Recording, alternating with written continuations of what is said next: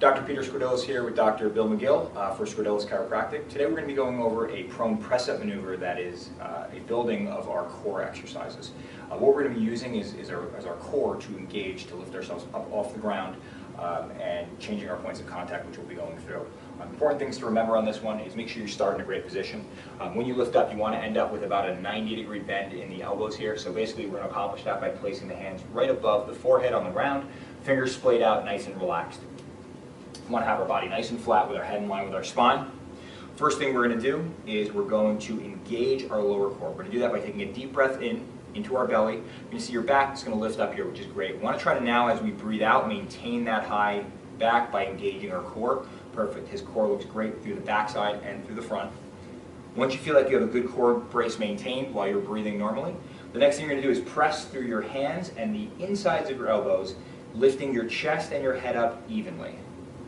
Good. Big thing I'm looking for here is make sure you don't extend the head, so you don't want to see a line across the head. So if you were to extend his head like this, that would be an incorrect raise. We're not using the correct muscles. So we're going to bring him back to that good position. We want the chest nice and high, so you're pushing that spine up through and into the shoulder blades. Again, maintaining that brace. We don't want to see bending here. We don't want to see any lines here. We don't want to see arching. So if he were to drop his brace and it would look like this. This is more like a cobra position. In yoga, that's not what we're looking for. So I'm going to have you come back down. Let's try this again. We're going to breathe in, maintain that nice brace.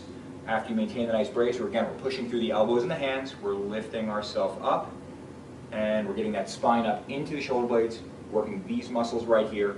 The traps are nice and relaxed, so we're pulling those shoulder blades down. Also make sure hamstrings should not be overly tight. So if you're pulling your hamstrings too much, or you're feeling pulling in your hamstrings, you want to make sure we're pushing our shins down to the ground to relax the hamstrings.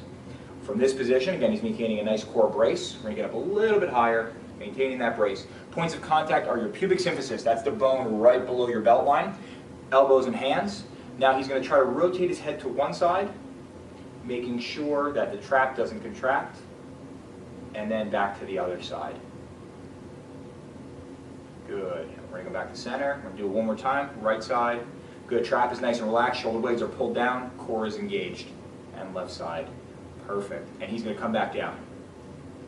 We're going to add one more variation that helps with engaging that scapular muscle or the shoulder blade muscle that really helps pull your shoulder blade down, take some pressure off your neck, and gets these muscles working correctly. If you can't feel that happening, one way we can get that to engage is using our hand. I'm going to show you how to do that right now. So first things first, again, maintain the brace through here.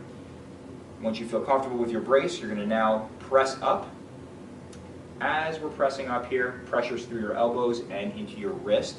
From this position, you can lift one of your hands. Again, just the hand lifts up, the elbow stays pressed in, and the wrist stays pressed in. And now what you're seeing here is I'm seeing his muscles here for his lower scapula pulling in, maintaining stabilization without his trap. And bring that back down. We're going to do the same thing on the opposite side. Again, here I can see shoulder blade muscles pulling down. If I want to, I can apply a little pressure here. If you're at home and you need to apply a little pressure, what you can do is take a loop of band and put it around your hands. That'll give you just a little bit of resistance you need. And then come back down and relax. When performing this exercise at home, we recommend initially starting just with the press up. You're going to do that for 30 seconds, 5 repetitions. When you get to the head turn, you're going to do 15 repetitions of the head turn to each side. And with the hand raises to engage the lower scapular muscles, we're looking for 15 repetitions either against resistance or just against the air. And we're looking for a 3 to 5 second hold on each repetition.